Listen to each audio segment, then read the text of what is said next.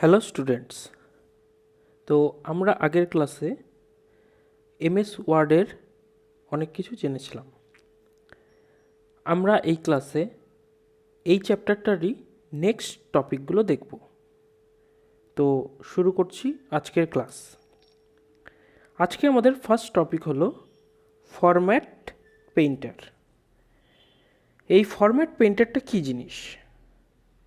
Format Painter is one of the features of MS Word 2010 which allows the user to copy the format from one place to another.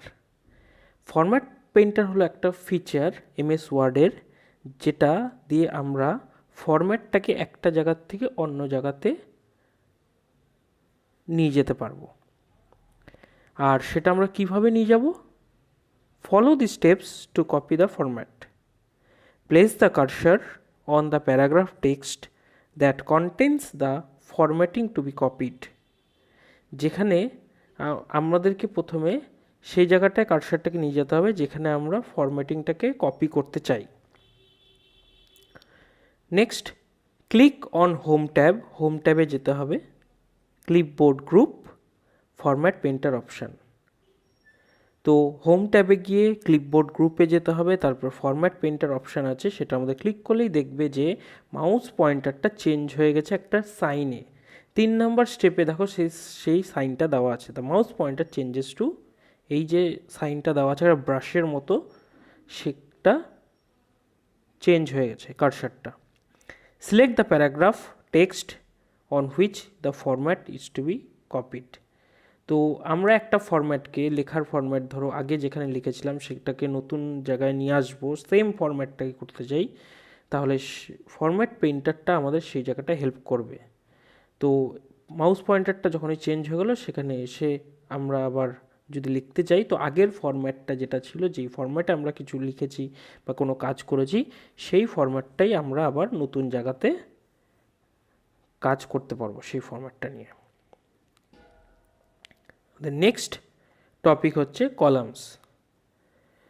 MS Word allows the user to display data in the form of vertical columns in the same way as it appears in a newspaper.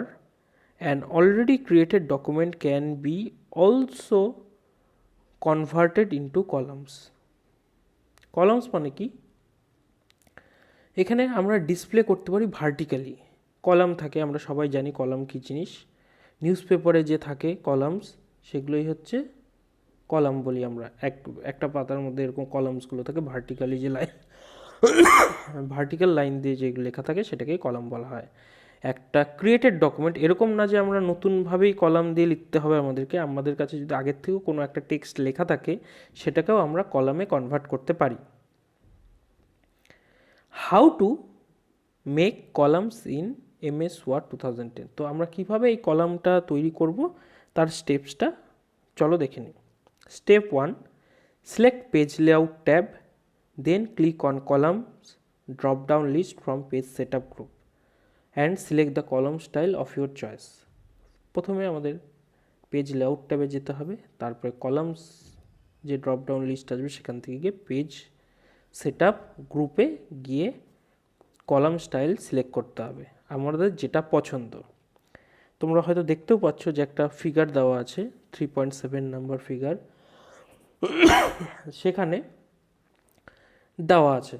সেখানে কিভাবে আমরা কলামকে choose করতে পারবো, দেখো page layout ট্যাবের আন্ডারে এখানে columns বলে একটা অপশান আছে, সেটার মধ্যে ক্লিক করলে কোন কলাম আমরা চাই, কীরকম আমাদের ডিজাইন পছন্দ সেটা আমরা নিতে পারি।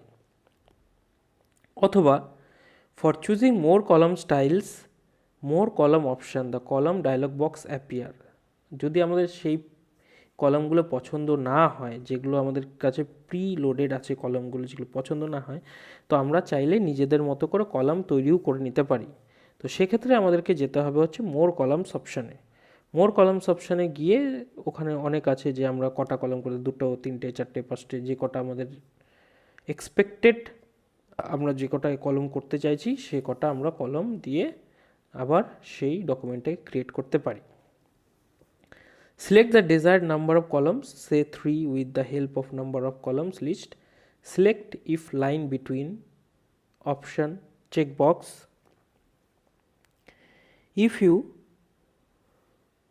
want a line to be visible between the columns in the document to give, তো আমরা দেখতে পারবো যখনই আমরা দুটো বা তিনটে যখন কলাম একটা প্রিভিউ দেখাবে ছোট করে, তো সেখানে আমরা দেখে যদি আমাদের ওটা পছন্দ হয় তারপরে আমাদেরকে ওকেতে ক্লিক করতে হবে। To give equal with between the 3 column created, click on the tick of equal column with checkbox in the with and spacing section.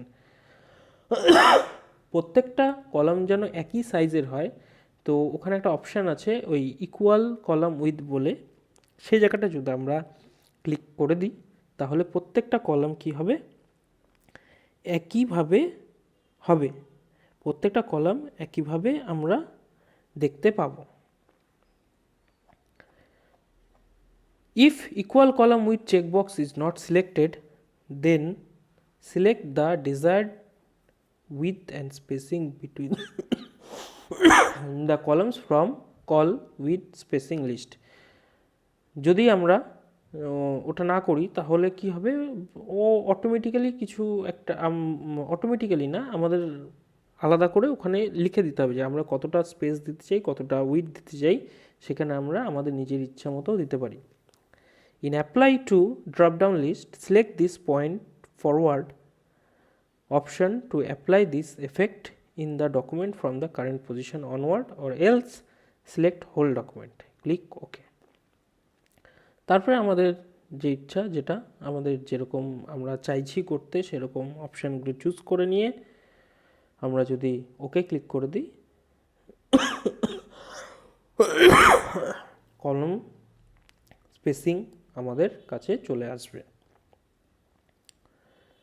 Next আসছি ইনক্রিজ অর ডিক্রিজ ইন্ডেন্টেশন। আমরা এই ইন্ডেন্টেশনের ব্যাপারে আগের ক্লাসেও পড়েছি, মনে আছে হয়তো অনেকেরই। তো ইন্ডেন্টেশন কি, দেখো ইন্ডেন্টেশনের মধ্যে hanging indent is the way of representing a paragraph when the first line of the paragraph is more toward the left side than the following one. যে ফার্স্ট প্যারাগ্রাফটা যেটা থাকে,